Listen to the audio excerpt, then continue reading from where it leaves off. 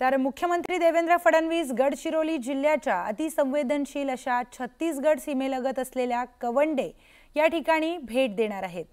माओवाद्यांचा गड अशी ओळख असलेल्या या ठिकाणी अलीकडेच पोलीस ठाण्याची उभारणी करण्यात आली आहे। या पोलीस ठाण्याची पाहणी करण्यासोबतच स्थानिक आदिवासी नागरिकांशी मुख्यमंत्री देवेंद्र फडणवीस संवाद साधणार आहेत। गडचिरोली जिल्हा मुख्यालयापासून 250 किलोमीटर अंतरावर असलेल्या अतिदुर्गम भागात मुख्यमंत्र्यांच्या दौऱ्याबद्दल स्थानिक आदिवासी नागरिकांमध्ये देखील उत्सुकता आहे। तर मुख्यमंत्री देवेंद्र फडणवीस गडचिरोली दौऱ्यावर आहेत आणि गडचिरोलीमधील अतिदुर्गम भागामध्ये आदिवासी लोकांना ते भेट देणार आहेत।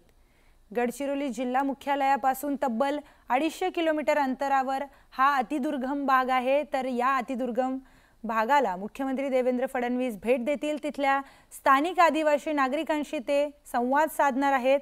तिथल्या पोलीस ठाण्याची देखील ते पाहणी करणार आहेत। तर अलीकडेच तिथे एक पोलीस ठाण्याची उभारणी करण्यात आली आणि त्याच पोलीस ठाण्याची देखील मुख्यमंत्री पाहणी करतील।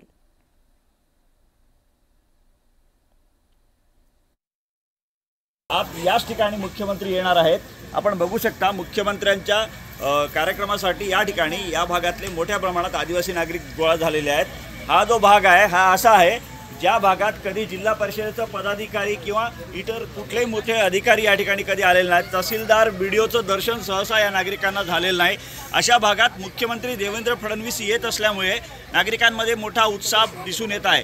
या ठिकाणी आपण बघू शकता सगळ्याच वयोगटातले नागरिक आहेत जे मुख्यमंत्र्यांशी संवाद साधण्यासाठी उत्सुक आहेत। महिला आहेत, वयोवृद्ध आहेत, सगळेच आहेत। कारण हा जो भाग आहे या भागात मुख्य तालुक्याला जोडणारा रस्ता नाही आहे।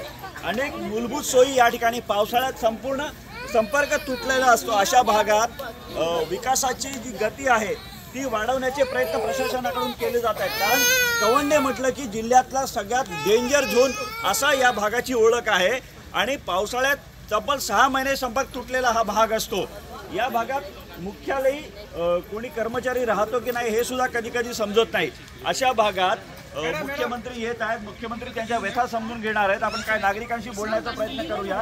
आम्हाला रोड म्हणजे सर्व नाही का व्यवस्थित नाही का लागले पाहिजे। कर्मचारी आपल्याला शाळा पाहिजे, रोड पाहिजे, काय म्हणते दवाखाना पाहिजे। दवाखाना पाहिजे। आरोग्यासाठी तुम्ही हेल्थसाठी कुठे जाता? भामरागडले आम्ही चाललो। किती दूर पडते?